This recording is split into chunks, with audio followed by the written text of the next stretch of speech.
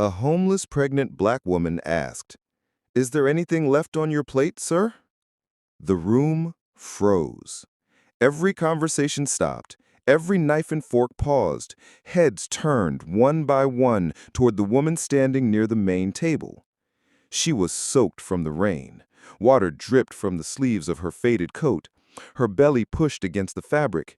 8 months pregnant, maybe more. Her hair was wet, her shoes were torn, and her voice was soft. But she stood tall. At a table full of wealthy guests, a woman in diamonds sneered, "What the hell is this? How did someone like that even get in here?" Her name was Lisa Green, the kind of woman who always had something sharp to say. Her eyes burned into the stranger like she was filth on a plate. Tina Brooks didn't answer her. She kept her eyes on the man in the suit, the one cutting into a thick $200 steak. Mark Taylor sat still, fork in hand. "Excuse me?" he asked, unsure if he heard her right. Tina nodded once. "I just wanted to know if you had anything you weren't going to finish." Gasps. Awkward silence. A waiter dropped a spoon. Lisa pushed her chair back. "Mark, don't even think about entertaining this. She's a beggar." Tina said nothing. She didn't look ashamed, didn't cry, didn't plead. She just waited. Mark slowly put down his fork. "How long has it been since you ate?" "3 days," Tina replied. Lisa let out a laugh full of mockery. "This is a joke, right?" Mark didn't laugh. "Waiter," he called, "bring her a hot plate and some water." Lisa's eyes widened. "You're serious? You're feeding her?" Mark nodded.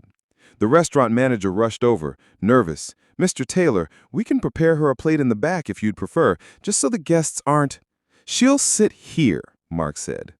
He pulled out the chair beside him. Tina hesitated. Not from fear, from calculation. She looked around, then slowly sat down. The restaurant stared, but she didn't lower her head.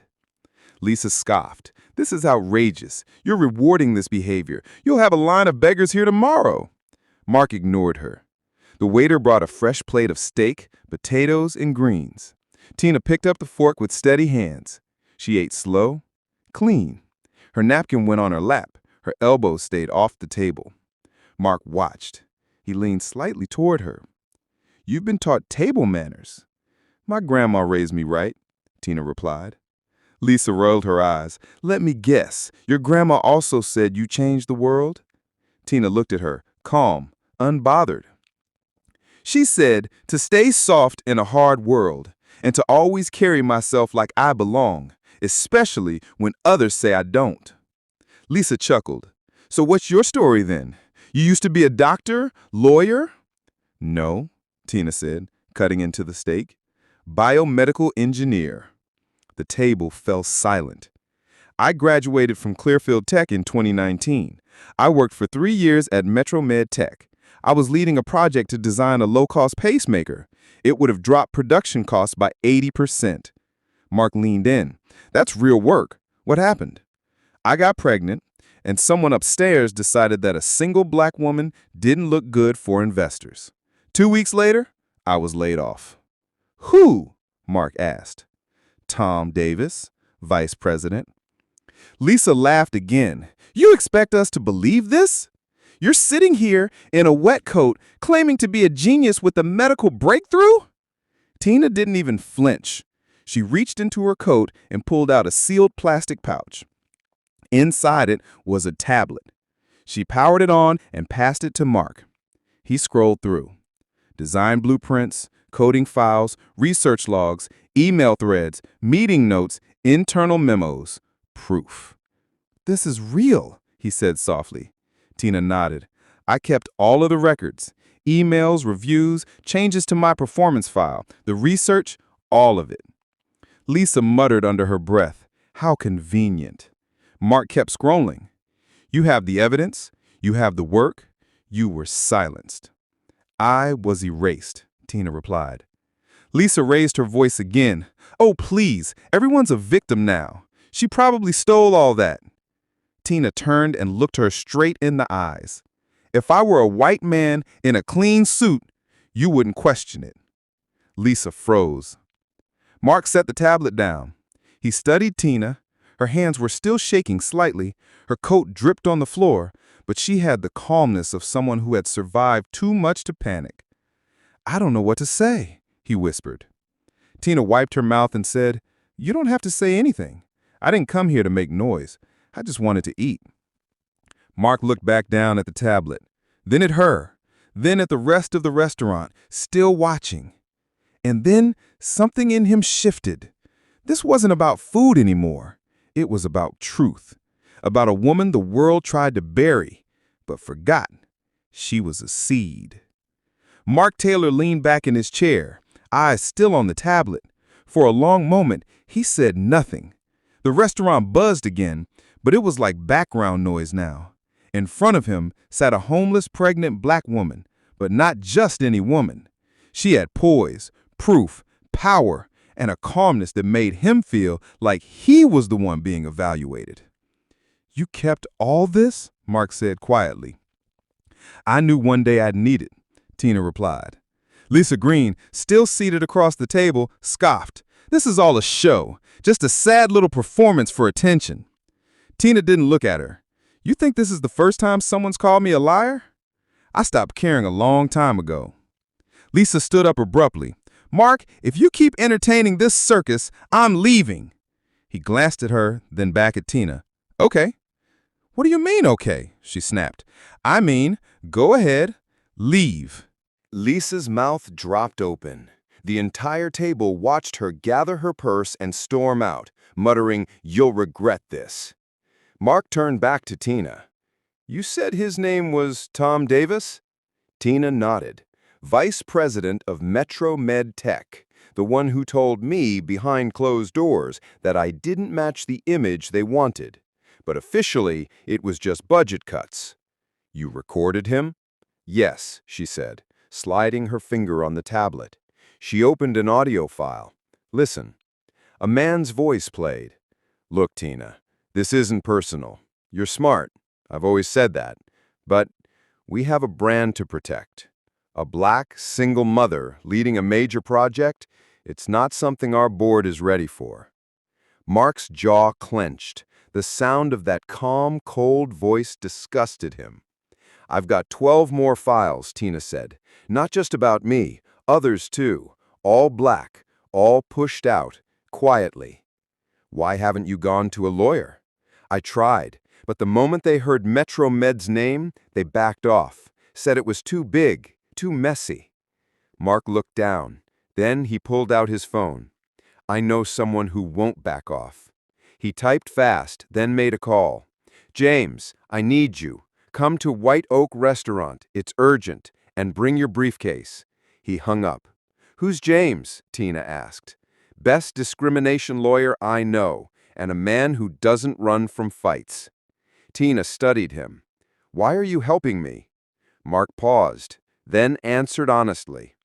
"Because I know what it feels like to be told you don't belong. My parents were immigrants. I worked construction in a city that laughed at me when I said I'd run my own company one day. I had help. Someone believed in me. This is me doing the same." Tina's eyes softened, but her face stayed strong. "Don't do this because you feel sorry for me." "I'm not," Mark said. "I'm doing it because you're the smartest person I've met in a long time, and you've got receipts." 20 minutes later, a tall black man in a gray suit walked into the restaurant. He carried a leather bag and a serious expression.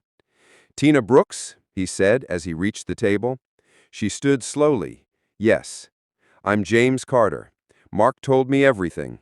He also told me you're holding evidence that could blow a billion-dollar company wide open." Tina opened the tablet and slid it to him. James sat down and began scrolling. His eyes widened. He pulled out a notepad. "This is real. These are actual company records, meeting memos, evaluation files." He looked up. "You've been collecting this how long?" 3 years. "You documented everything?" "Every word they made to erase me and others like me." James nodded slowly. "This isn't just a lawsuit. This is a federal case. We're talking workplace discrimination, wrongful termination, and, if we can prove a pattern, corporate fraud. Mark leaned in. What would it take to go public? Timing, James said. We can't just throw it out. We gather, prep, and strike loud. Make it where they can't hide. Tina hesitated. It's dangerous. Tom Davis isn't just a VP. He has friends in high places. James smiled. So do I. Suddenly, Tina's phone buzzed. An unknown number. She glanced at the screen. A text. Careful what you say, Tina. Some doors are better left closed. TD. She showed it to both men. James narrowed his eyes. He knows we're talking. Mark looked around the restaurant, then back at her. He's watching you. I always knew they were, Tina said. James took a deep breath. Do you want to fight this? Tina looked at her belly, then at them. I have a baby coming. I've been sleeping in shelters, eating scraps, and still I'm standing. You tell me, do I look like someone who's going to run? James grinned. That's all I needed to hear. He pulled out a document. This is a pre-litigation contract. It lets me represent you. We start with this. Tina signed. Mark stood up. Tina, do you have a place to stay? No. You do now. I'll get you a room, food, clothes. You're not doing this fight hungry. I don't want charity. This isn't charity, Mark said. This is a partnership. Your brain, my platform, James' skills. We bring this company down together. As they stood to leave, the manager rushed over. Mr. Taylor, sir, the woman you brought. Mark cut him off. The woman's name is Tina Brooks, and if you ever refer to her as the woman again, I'll make sure no one from my network ever dines here again. The manager's mouth snapped shut. Tina walked out with the two men. The night air was cold, but her shoulders were straighter than before. She had no makeup, no clean clothes, and no home, but for the first time in months, she didn't feel invisible. At a hotel nearby, Mark handed her a key card. Room 608. Everything's covered. Tina looked at it, then him. Thank you. Mark nodded. This isn't over. It's just beginning. And he was right, because somewhere across town, Tom Davis read the message thread and felt something tighten in his chest. For the first time, he felt a flicker of fear. The woman he tried to silence had found her voice, and the world was about to hear it. 6 weeks later, the Northview Health Expo was packed. Doctors, scientists, investors, news crews. Over 500 people filled the hall. The big names were here, the powerful ones. Even Tom Davis was in the front row, dressed sharp, calm, confident. He sipped coffee like he had nothing to fear. He didn't know what was coming. Ladies and gentlemen, our next speaker is a biomedical engineer and a graduate of Clearfield Tech. She will be presenting her revolutionary work on affordable heart devices. Please welcome Dr. Tina Brooks. The audience clapped politely at first. Then Tina stepped onto the stage, holding her baby, wearing a simple black dress, her hair pulled back, her face calm. Silence. Every eye followed her as she reached the podium. Even Tom Davis, who had been checking his phone, looked up and dropped his smile. Tina began to speak. 2 months ago, I was standing in the rain asking for leftovers at a restaurant. Not because I was lazy, not because I gave up, but because the world tried to erase me. She looked up. I was fired after designing a medical device that could save thousands of lives. Not because it didn't work, but because of how I looked. She pressed a button. Behind her, the screen lit up. Diagrams, data, designs, proof. Her pacemaker. It was real. It was working. The audience leaned in. Tina continued. My team at Metro MedTech developed this device to reduce the cost of pacemakers by 80%. We were weeks from testing it in hospitals when I was removed from the project." She pressed another button. A recording played. Tom Davis's voice echoed through the speakers. "You're smart, Tina, but a single black woman leading this? That's not the image our investors want. Let's be realistic." Gasps filled the hall. Tom Davis froze. People turned toward him. Whispers started. Tina kept going. "I recorded everything. Not just that conversation, but 12 others, with proof that Metro Med pushed out every highly qualified black employee who showed leadership. We were called difficult. We were demoted or quietly let go." She pressed again.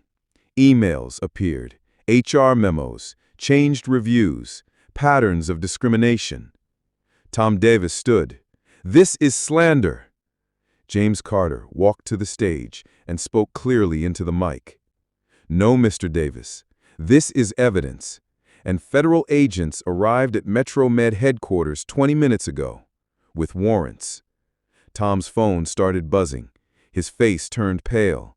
He tried to leave, but Mark Taylor was standing in the aisle, recording with his phone. "Going somewhere, Tom?" Mark asked. People around Tom moved away. Security stepped in. James held up papers. "Tom Davis, you are under investigation for workplace discrimination, wrongful termination, suppression of scientific data, and civil rights violations." Reporters rushed forward. Cameras flashed. Tina turned back to the audience.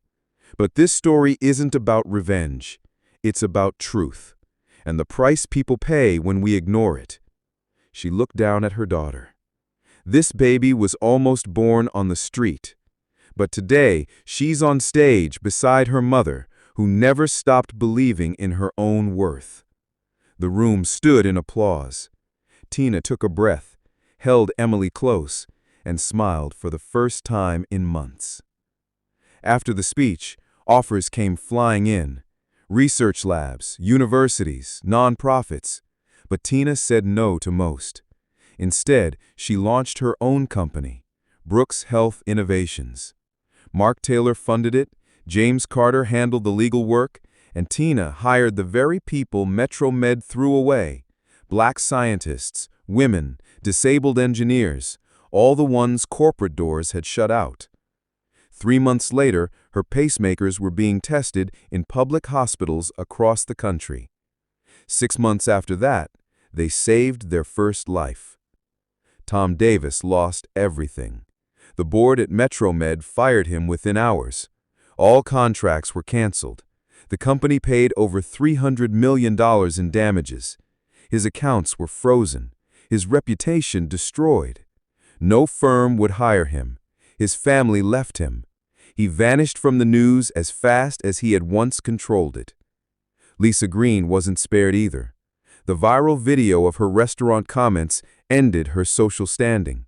She was removed from charity boards, banned from fundraisers, and shunned by the very society she once ruled.